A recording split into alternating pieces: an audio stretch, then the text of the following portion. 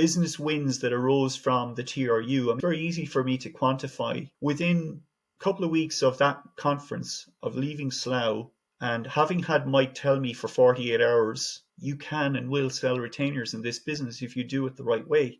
And frankly, I was. And I think I actually said to him, because I was at the front of the room, I said to him, you don't know my industry. You don't know what Ireland's like. There's no way that my insurance clients are going to pay a retainer for me to do what I do.